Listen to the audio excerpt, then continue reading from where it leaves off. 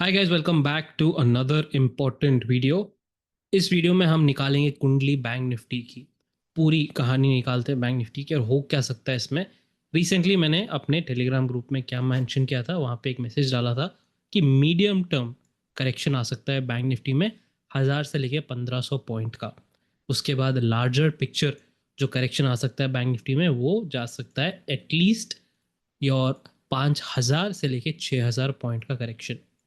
Here मुझे कुछ important point समझानी है आपको, तो इस वीडियो के दौरान I will explain it you bank Nifty को कैसे देखना है, कैसे पढ़ना है, इन्वेस्टर्स को काम कैसे करना है। यहाँ पर सिंपल है। हम जो प्राइस एक्शन यूज़ करने वाले हैं, प्राइस एक्शन मेथड एनालिसिस जो कम हम यूज़ कर रहे हैं, ये है एलियट वेव मास्टर कोर्स, जो आपको इस चैनल पे मिल जाएगा। आप इस पे पढ़ लीजिए तो आपको समझ में आ जाएगा कि लॉन्ग टर्म शॉर्ट टर्म जो भी हो, मार्केट का स्ट्रक्चर होता क्या है, पैटर्न्स क्या होते हैं, जो ये 100 साल से भी ज़्यादा काम कर रहे हैं। Right, you want to learn that, क्योंकि इसके बाद ही आपको और थोड़ा एडवांस आप पढ़ सकते हैं। इसको आपको बिना पढ़े आप आगे नहीं बढ़ सकते। तो यहाँ पे आप देख रहे हैं कि ये जो वेव है, इसको हम वेव बोलते हैं। This is your simple impulsive pattern. Market हमेशा ऐसे ही जाता है ऊपर, राइट, इन टर्म्स ऑफ 1 2 3 4 5 और ABC पैटर्न्स।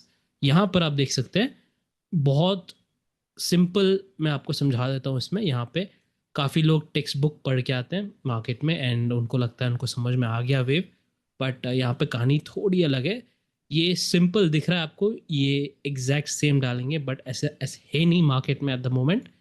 जो थोड़ा एक्सपीरियंस है उनको समझ में आ जाएगा कि दिस वेव यहाँ पर चौथा वेव नहीं है। चौथा वेव थोड़ा अभी आना बाकी है। इसका मतलब ये है कि right now we are in a wave 3। और वेव 3 बनाता कौन है? वेव 3 बनाता कौन है? ये जो बड़े हाथ के खिलाड़ी रहते हैं, बिग प्लेयर्स, ये लोग वेव 3 बनाते हैं। तो जो मास्टर कोर्स में है, एलियट वेव मास्टर कोर्स में, उसका एक हिस्सा है इंटरमीडिएट स्टेज। वहाँ पे आपको समझाया है समथिंग कॉल्ड सब वेव थ्योरी। एक वेव के अंदर का वेव होता कैसा है। तो यहाँ पर आप देख सकते हैं कि यहाँ पर इस पार्ट पर एक थोड़ा बहुत करेक्शन हुआ है बहुत फास्ट रैली के बाद। तो मैं क्या करूँगा, यहाँ पे एक पैरेलल चैनल लाइन ड्रॉ कर देता हूँ। ओके, तो आपको समझ में आएगा कि हाँ, यहाँ पे एक करेक्शन हुआ है, उसके बाद एक नया रैली स्टार्ट हुआ है। सिंपल, सो फार इतना आपको समझ में आ गया। तो इससे और हमारे वेव से क्या मतलब, यहाँ पे आप देखेंगे तो राइट नाउ हम एग्जैक्टली कहाँ खड़े हैं। वी आर, यहाँ पे एक फास्ट मूव आया, करेक्शन हो रहा है, यहाँ पर हुआ लाल वाली करेक्शन यहाँ पे, एंड हम यहाँ पे खड़े हैं ऐसे। तो यहाँ पर we are standing in the third wave. Okay, अब थर्ड वेव के बाद आएगा हमारा फोर्थ वेव, जो मैंने कहा था मीडियम टर्म में it is going to be 1000 to 1500 points fall. Okay, आखिर में आएगा अपना ये करेक्शन के बाद, ये फॉल के बाद आखिर में एक ब्लो ऑफ टॉप, एक बहुत तेजी से रैली आने वाली है। It can easily go may be 60,000 तक भी जा सकता है बैंक निफ्टी इसके बीच में। ओके, तो सो फार इतना आपको समझ में आ गया जो मैंने कहा मीडियम टर्म करेक्शन। हम वेव थियरी यूज़ करें, वेव थियरी में एक हिस्सा है वेव के अंदर का वेव समझना, वो सब कर नहीं पाते। जो लोग टेक्स्ट बुक पढ़ के बस आते हैं गुरु लोग, उनको ये लगता है कि हाँ, यहाँ से मार्केट क्रैश होने वाला है, एंड उनको यहाँ से ये लोग नीचे का टारगेट देते हैं, पर होता क्या है, मार्केट यहाँ से वापस बाउंस करके एक नया हाई बना देता है। एनीवे, पॉइंट हमारा यहाँ पर है क्या, is that we need to focus on this fall. जो फॉल आ सकता है उस पर ध्यान देना है। जो इन्वेस्टर लोग हैं, इट इज़ ऑब्वियसली बोलने वाली बात, ये समझने वाली बात यह है कि मुझे बोलने की ज़रूरत है ही नहीं कि यहाँ पे हम नई बाइंग पोर्टफोलियो नहीं बना सकते। अब क्यों हम इसके बारे में ऐसे क्यों बात कर रहे हैं, पोर्टफोलियो के बारे में बात क्यों कर रहे हैं? क्योंकि पोर्टफोलियो तो बैंक निफ्टी से ही नहीं बनता, सारे इंडेक्स से बनता है ना। तो अगर बैंक निफ्टी गिरता है, जिसमें इसके वेटेज बहुत बड़े हैं, आपने रिसेंटली सुना होगा सेबी ने कहा कि दिसंबर से लेके दिसंबर 2025, 2025 टू मार्च 2026, इस 4 हफ्ते में, 4 स्टेजेस में, 4 अलग अलग महीने में बैंक निफ्टी का जो इंडेक्स है उसके अंदर के जो स्टॉक है, आई थिंक 10 या 12 स्टॉक है, उनमें से कुछ घटेंगे, जिनके पावर उनका थोड़ा घटेगा, और कुछ का बढ़ेगा, और नए भी आएंगे। 14 या 15 बनने वाला है ये इंडेक्स। तो जैसे स्टॉक्स मान लीजिए HDFC हो गया, HDFC बैंक हो गया, राइट, एंड अपना ICICI हो गया, ICICI, SBI हो गया। तो ये सब सिर्फ बैंक निफ्टी का ही नहीं, इट इज़ ऑल्सो निफ्टी के भी हैवी वेट्स हैं ये, समझ रहे हैं आप। तो is not only bank Nifty, ये निफ्टी के अंदर भी आता है। तो अगर यहाँ पे मंदी आती है इन स्टॉक्स में, क्योंकि यहाँ पे रीबैलेंसिंग हो रहा है, तो बैंक निफ्टी छोड़ के पूरा मार्केट भी गिरा सकता है। आप हाँ, आप बोल सकते हो कि सर आजकल हमारे गुरु लोग, ऑपरेटर लोग काफ़ी तेज़ हैं, बैंक निफ्टी को गिरने देंगे, पर निफ्टी को संभाल लेंगे।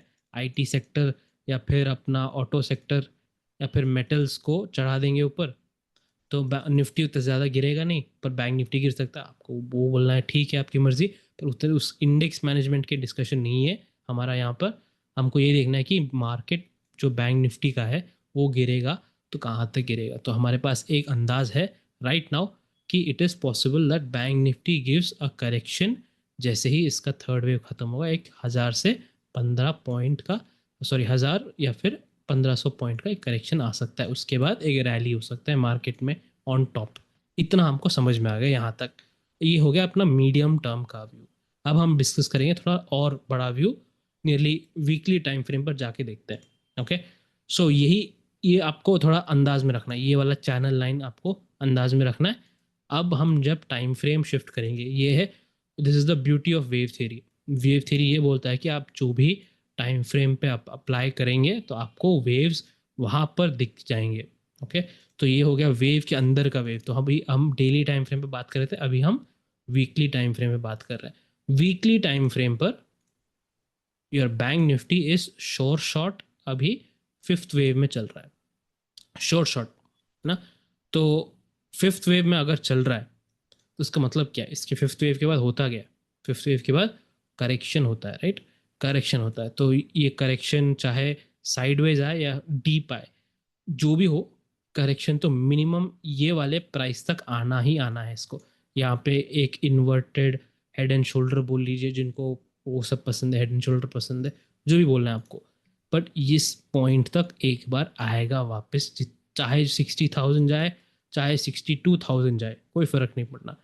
ये वेव 5 के बाद मार्केट एक बार यहाँ तक आएगा। तो कितना दूरी, अभी तो फिलहाल 58,000 पे खड़ा है और ये टारगेट है हमारा 55,000।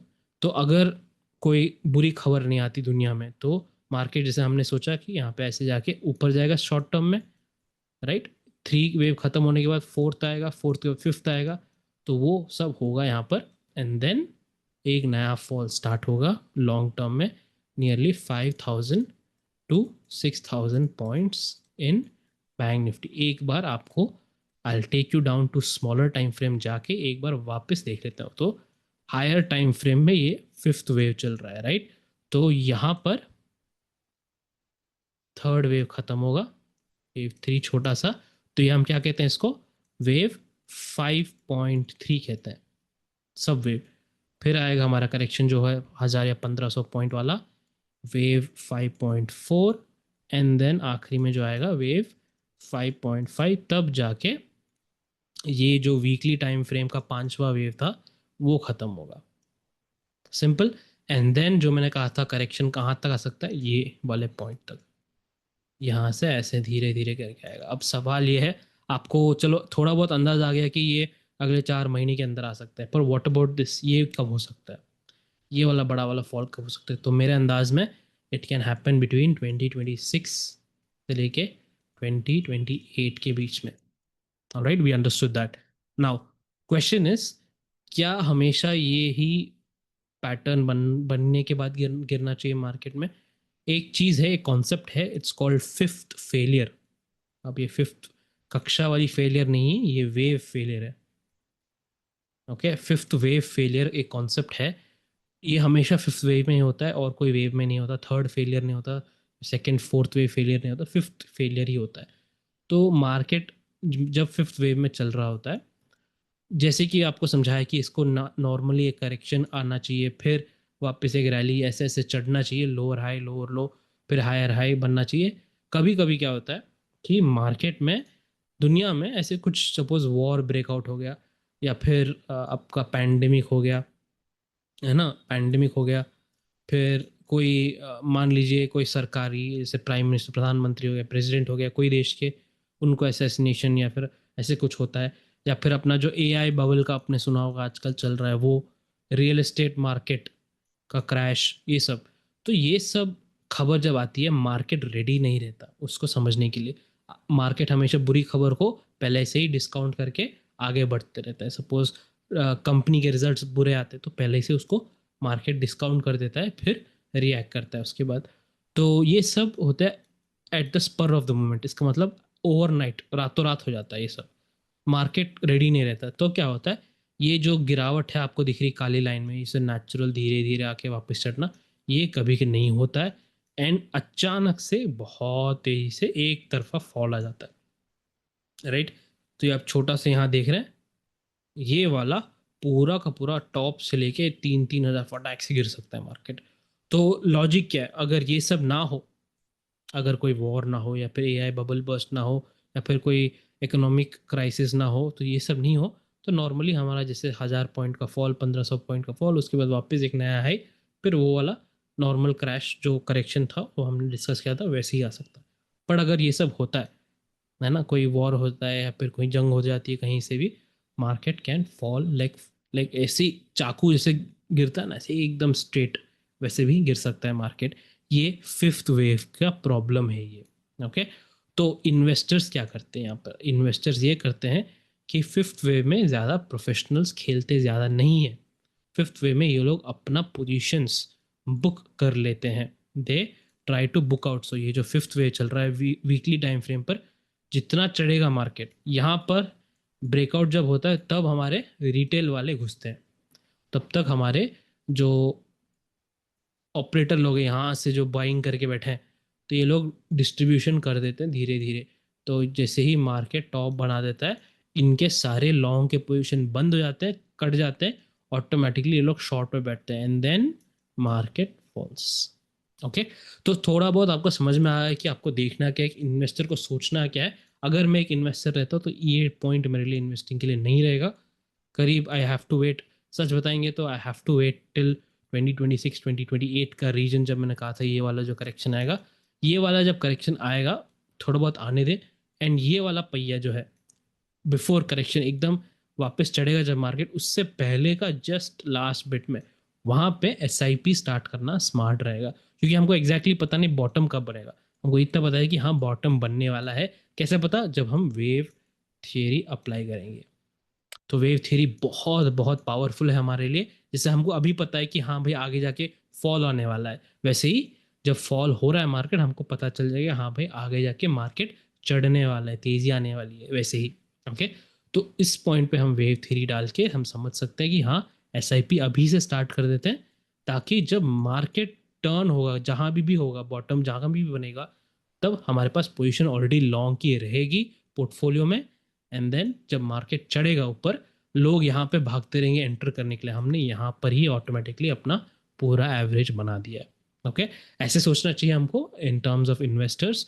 And definitely do like this video guys. Comment में ये बताइए कि अगर आपको ऐसे कोई डिटेल एनालिसिस चाहिए, कोई स्टॉक का, कोई इंडेक्स का, कोई सेक्टर का, या फिर आपको कोई विदेशी इंडेक्स, सपोज नैस्डैक ले लीजिए, S&P ले लीजिए, या फिर आपको कोई जो एआई बबल आप आज का चल रहा है ना, एनवीडिया स्टॉक, अपना एप्पल स्टॉक, गूगल वाला स्टॉक, वो सब भी जो भी चाहिए आपको, आप एक डेफिनेटली कमेंट में लिखिएगा। सो आई विल सी दैट इसका जिस कौन से स्टॉक का सबसे ज़्यादा है या फिर इंडेक्स का सबसे ज़्यादा है, उसका मैं एक बार लॉन्ग टर्म व्यू बता दूंगा आपको। निफ्टी का ऑलरेडी बता दिया है, रिसेंटली एक वीडियो में डाला था, एक बार वो देख लीजिए अगर आपको निफ्टी का चाहिए तो long term view. Thank you guys. I'll see you in another video. Till then, take care and keep practicing.